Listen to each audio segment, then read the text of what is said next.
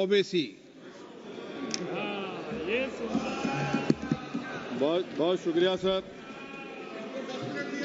Speaker sir, मैं ये वक्फ तरमीमी bill की मुखालिफत में खड़ा हुआ हूं।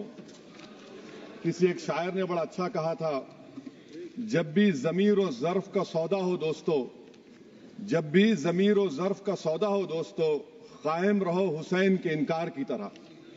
सर, ये वक्फ तरमीमी बिल भारत के गयूर मुसलमानों के ईमान पर, इबादत पर एक हमला है। नरेंद्र मोदी की हुकूमत ने इस मुल्क की सबसे बड़ी अक़लियत के खिलाफ एक ऐलान जंग कर दिया, और ये जंग ना सिर्फ मेरे जिस्म पर है, बल्कि मेरी आज़ादी पर, मेरी समाजी और माशी मार्जिनलाइजेशन पर है, मेरी शहरियत पर है, मेरे मदरसे, मस्जिदों, खानखाहों को और दरगाहों को निशाना बनाया जा रहा है। और ये हुकूमत सच्चाई को नहीं बयान कर रही है कि ये तरमीमी बिल से मुसलमानों का तहफ़्फ़ुज़, तरक्की और गुर्बत का खात्मा होगा। ये सरासर झूठ है। सर, अगर आप आइन के आर्टिकल 14 को देखेंगे तो उसमें लिखा हुआ है इक्वल प्रोटेक्शन। अब आप देख लीजिए सर कि हिंदू, सिख और जैन को और बौद्ध को उनके एंडोमेंट में तहफ़्फ़ुज़ मिलेगा, क्योंकि उनका एंडोमेंट बाय यूजर बरकरार है और उनका एडमिनिस्ट्रेशन उनके हाथ में होगा कि गैर हिंदू या गैर उनके मजहब का आदमी दान भी दे सकता है उनके लिए, और एंडोमेंट बोर्ड का तहफ़्फ़ुज़ भी मिलेगा, क्योंकि उसके ऊपर ओवरराइडिंग क्लॉज अप्लाई नहीं होगा, लिमिटेशन का कानून उस पर अप्लाई नहीं होगा। उसके बरक्स ऑपोजिट आप देख लीजिए, मुस्लिम वक्फ को वक्फ बाय यूजर निकाल दिया गया। एक मुस्लिम वक्फ की जायदाद पर कब्जा होगा, लिमिटेशन लगेगा तो जो एनक्रोचर है, जो खाबिज है, वो रातों रात मालिक बन जाएगा और एक गैर मुस्लिम वक्फ बोर्ड को एडमिनिस्टर करेगा। ये आर्टिकल 14 के इक्वल प्रोटेक्शन का वायलेशन। अब आर्टिकल 14 में सर इक्वालिटी बिफोर लॉ भी है, और उसका कैसा वायलेशन हो रहा है कि कोई आर्बिट्ररी स्टेप नहीं ले सकता और कोई भी ऑफिशियल किसी भी तरीके से गलत आर्बिट्ररी फैसला नहीं लगा। यहां पर आप एक डेजिग्नेटेड ऑफिसर को रखकर वो फैसला लेगा कि ये जायदाद वक्फ की है, गवर्नमेंट की है।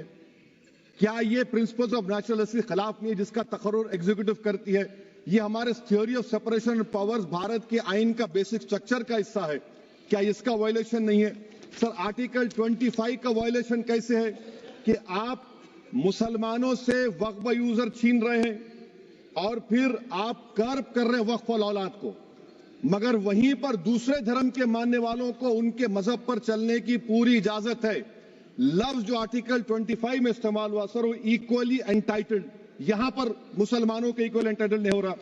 अभी हम गृह मंत्री का, वजीर दाखिला का यहां पर उनका हमने तकरीर सुनी, यहां पर वो ये कहते हैं, वजीर दाखिला, शायद वो कटमुल्ला की जबान ना कह दें, वजीर दाखिला कहने पर वजीर दाखिला ने अपने बयान में कहा कि बोर्ड और काउंसिल जो होगा वो माने वक्फ इस्लाम से अलग है। सर, अगर ये बात सच है आपकी, तो फिर आपको ये कानून बनाने की जरूरत ही नहीं है, आप एक नॉन स्टैट्यूटरी बॉडी बना दीजिए। ये जो कानून बन रहा है ना सर, ये आर्टिकल 26 इसका सोर्स है, और आर्टिकल 26 जब इसका सोर्स है तो आर्टिकल 26 का ABCD क्या कहता है कि रिलीजियस डिनोमिनेशन को अपने मजहब के अफेयर्स खुद चलाना, मूवेबल इमूवेबल प्रॉपर्टी को लेना और एडमिनिस्टर करना। जब हिंदू धर्म को, बौद्ध धर्म को, सिखों को यह राइट दिया गया है, तो आप कैसे मुसलमानों से छीन रहे हैं? तो ये आर्टिकल 26 का ग्रेव वायलेशन है। तो सर, अब वक्फ बाय यूजर का मामला देखिए, मिनिस्टर साहब ने कहा कि एंक्रोचमेंट हो रहा है, 17,000 एंक्रोचमेंट हुए हैं। तो यही नरेंद्र मोदी की हुकूमत ने 2014 में उस वक्त के मंत्री ने एक Waqf properties eviction of unauthorised occupants bill को इंट्रोड्यूस किया। आपने विड्रॉ कर लिया 2024 में उसको। क्यों विड्रॉ किया सर आपने? जब आप मान रहे थे कि एंक्रोचमेंट हो रहा है तो आपने बिल को विड्रॉ कर लिया। अच्छा सर, अब वक्फ बाय यूजर को आपने निकाल दिया, माने कंडीशन क्या लगाए कि अगर उसमें डिस्प्यूट होगा और गवर्नमेंट प्रॉपर्टी होगी। सर, डिस्प्यूट तो है। मिसाल के तौर पर मोहिबुल्लाह साहब जिस मस्जिद के इमाम है, पार्लियामेंट के सामने मस्जिद है सर, 123 प्रॉपर्टीज में मस्जिद है, डिस्प्यूट चल रहा है, कल कलेक्टर या डिस्ट्रिक्ट ऑफिसर बोलेगा कि भाई साहब ये गवर्नमेंट प्रॉपर्टी है, स्टिकर लगा दिया जाएगा, मस्जिद बंद गवर्नमेंट प्रॉपर्टी हो गई, होगी ना सर? अब ये बताइए, आप जब से यहां पर पूरे बीजेपी रूलिंग पार्टी हमको ज्ञान दे रहे हैं कुछ नहीं होगा, कुछ नहीं होगा, मैं दलील के साथ बता रहा हूं आपको।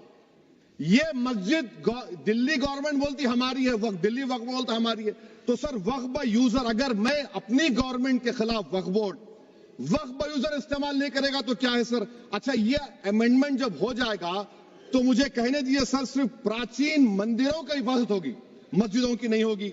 अब सर आप आ जाइए, अगर डिस्प्यूट मेरा एंशिएंट मॉन्यूमेंट से वक्फ का, एक मिसाल दे रहा हूं, दिल्ली में 172 वक्फ प्रॉपर्टीज एएसआई कंट्रोल में है, मैं तो हार ही गया वो, क्योंकि मेरे पास डॉक्यूमेंट नहीं है। आप कह रहे हैं कि डॉक्यूमेंट चढ़ाओ, अगर मेरा गवर्नमेंट से डिस्प्यूट चल रहा है मैं तो क्लेम ही नहीं कर सकता, क्योंकि आप जज बनेंगे, आप ही फैसला करेंगे, और जब तक आप फैसला नहीं करते वो वक्फ की प्रॉपर्टी नहीं होगी। वो प्रोविजन डाल दिया आपने।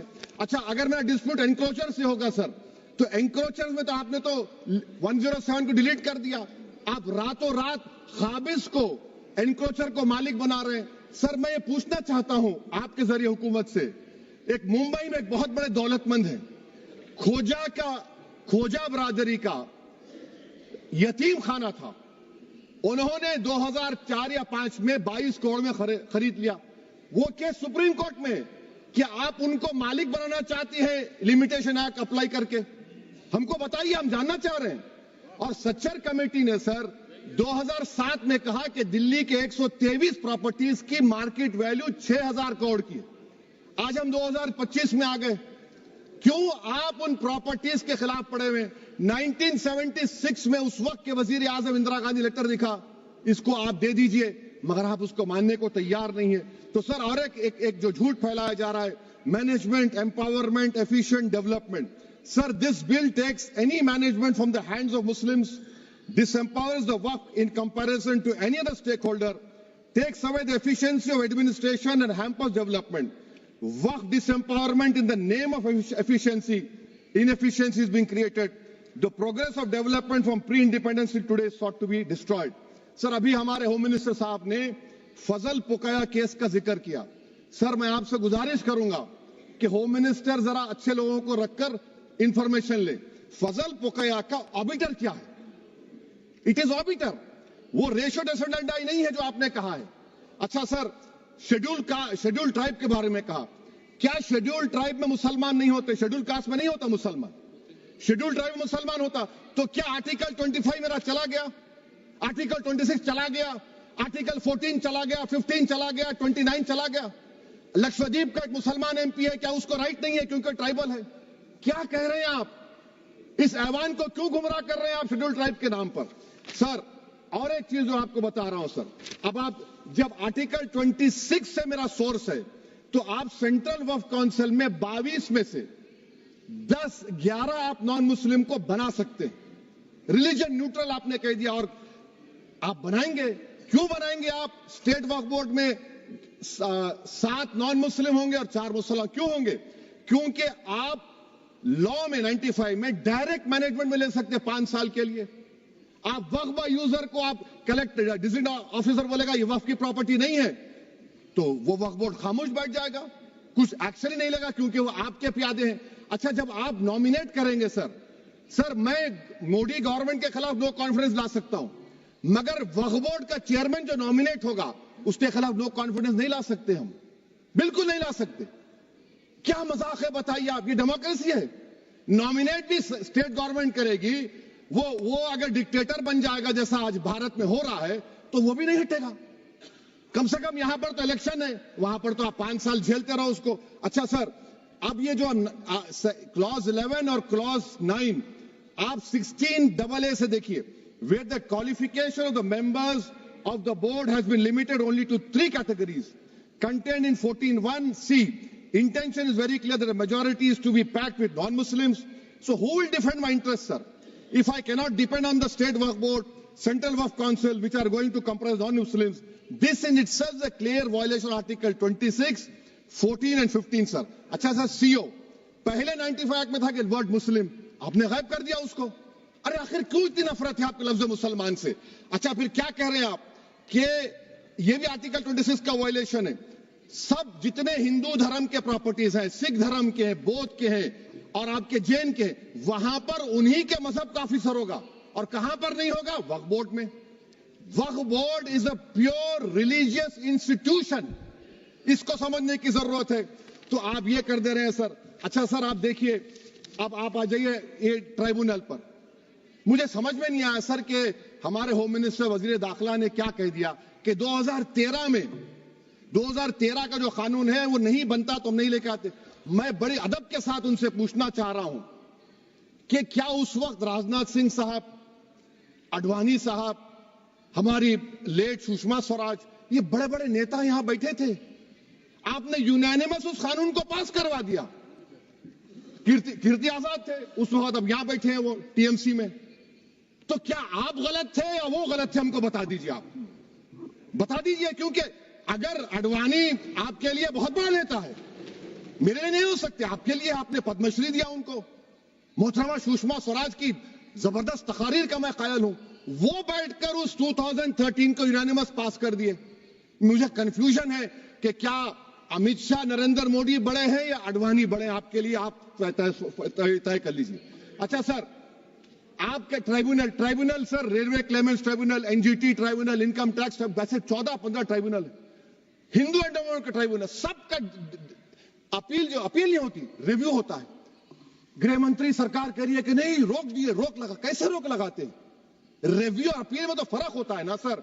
आप ही कह रहे हैं कि पूरे कोर्ट्स में बैकलॉग है और आप अपील कर रहे हैं। अच्छा सर, रिटायर्ड डिस्ट्रिक्ट जज 95 में सिटिंग डिस्ट्रिक्ट जज था, जो एडमिनिस्ट्रेटिव कंट्रोल था सीजीआई साहब, उसको निकाल दिए। अच्छा सर, अब आप अभी हमारे मंत्री साहब ने कहा trust, sir Shri Sai Baba trust 2004, वो ये कहता है जो ऑफिसर उसमें काम करता उसको साई बाबा का डिवोटी होने चाहिए और उसको डिक्लेरेशन लिख के देना पड़ेगा। यहां पर हो रहा तो यहां पर क्यों नहीं हो रहा? अच्छा सर, आप फिर देख लीजिए, ये आपका हो गया सर। हाँ, अब अमित शाह साहब ने सेक्शन 2A के बारे में कहा और उन्हें इस बात का इकरार कर लिया कि दाऊदी बोहरा के लिए यह बनाया गया है। मगर मैं आपके जरिए से गवर्नमेंट से पूछना चाह रहा हूं, आपने तो उस प्रोवाइजो में दाऊदी बोहरा का नाम ही नहीं लिखा। आपने उनको भी थैंक यू कर दिया, उनका नाम क्यों नहीं लिखा आपने? और सर, और गवर्नमेंट क्या कर रही है? आप मुस्लिम समाज में जो बेकार किस्म के लोग हैं उनको एक रास्ता बना रहे हैं, एग्जिट दिखा रहे हैं कि तुम्हें वक्त से बचना है तो तुम्हें ट्रस्ट बना लो। ये क्या कर रहे हैं सर आप? कम से कम उन दाऊदी बोहरा को आप दे देते। अच्छा sir, clause 3V section 36 clause 18 देख लीजिए। Oral appointment has sought to be discontinued even though it is recognized practice in Islam. Muslim personal law is recognized oral waqf and 1937 Shariat Application Act. Sir आप clause 39 पर आ जाइए।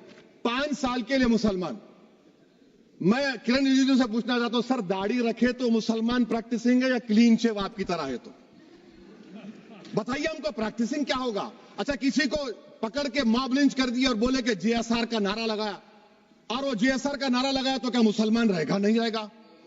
या फिर देश के प्रधानमंत्री ने कहा था कपड़े देखकर पहचानो, तो क्या कपड़े देखकर आप कह देंगे? अच्छा, अगर कोई क्रिश्चियन हिंदू धर्म कबूल करता है तो क्या वो मंदिर को नहीं दे सकता प्रॉपर्टी? फिर भारत के संविधान में आर्टिकल 300 क्यों है सर? राइट टू इक्वालिटी क्यों है? फ्रीडम ऑफ रिलीजन क्यों है? 5 साल कहां से लाएंगे? अच्छा सर, और एक चीज सर, और एक चीज मैं आपको बोल के खत्म कर दूंगा सर। इस बिल में वक्फ औलाद का सर, इसमें आप देखिए clause 432, the creation of waqf al-awlad shall not result in denial of inherent rights to heirs, including women heirs or the waqif or any other right of person. Sir, ये article 25 का violation है, शरीयत application act 37 का violation, article 300A का violation है। अच्छा, हिंदू धर्म में सेल्फ एक्वायर्ड प्रॉपर्टी को एक हिंदू, अब उसके फर्ज के 2 बच्चे हैं, वो एक को अपनी पूरी दौलत दे सकता है, कोई रोक टोक नहीं है। वो कहेगा नहीं मैं घर के बच्चों को नहीं दूंगा, मोहल्ले के गरीब को दे दूंगा, वो भी कोई रोक टोक नहीं है। वहां पर आपको बच्चों की फिक्र नहीं है। जब मैं अपनी प्रॉपर्टी को अल्लाह को मालिक बनाकर दे रहा हूं, आप कह रहे बच्चों की फिक्र नहीं है। इतनी मोहब्बत आप बिल्किस बानो से दिखा देते तो आपके लिए दुआएं देती आपके लिए। तो सर आप दूसरी बात आप देख लीजिए सर, आखिरी बात कहकर मैं अपनी बात को मुकम्मल कर रहा हूं सर। नहीं मुकम्मल कर रहा हूं। स्पीकर साहब बहुत टाइम दे दिए। सर आप देखिए, इसमें अमित शाह साहब बोले कि इतनी प्रॉपर्टीज का कब्जा हुआ, चोरी हुई, ये हुआ। सर क्लास 2652A सेक्शन, अगर कोई प्रॉपर्टी बेचता है 2 साल की सजा थी, आपने क्या कर दिया, उसको 6 महीने कर दिया। नॉन अवेलेबल था, आपने अवेलेबल कर दिया। सेक्शन 40 की बात करते हैं। सेक्शन 40 में सर हमको जो ज्वाइंट वर्किंग कमेटी का जो नोट्स दिए, उसमें मिनिस्ट्री ऑफ माइनॉरिटी अफेयर्स ने कहा कि 30 साल में 515 केसेस सेक्शन 40 के और सिर्फ 8 लोग कोर्ट को गए। वक्फ यूजर का कानून तेलंगाना आंध्रा में है, सेक्शन 40 का कानून तमिलनाडु 63 है, आंध्र प्रदेश में 43 है। और सर आप डायरेक्शन दे रहे हैं, अच्छा क्लॉज 4218B देखिए सर, आप रूल बना रहे हैं, कोऑपरेटिव फेडरलिज्म के खिलाफ है, इतना रूल बना रहे हैं। और आखिर में सर मैं आपको बताना चाह रहा हूं स्पीकर साहब, ये बिल का मकसद सिर्फ मुसलमानों को जलील और रुस्वा करना है, मुसलमानों को दूसरे दर्जे का शहरी बनाने का इनका मकसद है। सर अगर आप हिस्ट्री को पढ़ेंगे तो महात्मा गांधी उस वक्त के व्हाइट अफ्रीका में सफेद फार्म अफ्रीका के कानून को महात्मा गांधी ने कहा था कि ये मेरा कॉन्शियंस इसको मानता नहीं है, मैं इस कानून को कबूल नहीं करता हूं। तो महात्मा गांधी ने क्या किया, उन्होंने उस कानून को फाड़ दिया। तो मैं गांधी की तरह इस कानून को फाड़ता हूं। ये अनकॉन्स्टिट्यूशनल है सर। इस देश में झगड़े पैदा करने का काम बीजेपी करना चाहती है मस्जिद और मंदिर के नाम पर, इसीलिए मैं इसका कंडेम करता हूं। और मैं आपसे गुजारिश करता हूं कि मैंने अपने 10 अमेंडमेंट दी हैं, आप इसको कबूल करिए। सर मुझे बोलने का मौका दीजिए और उस पर डिवीजन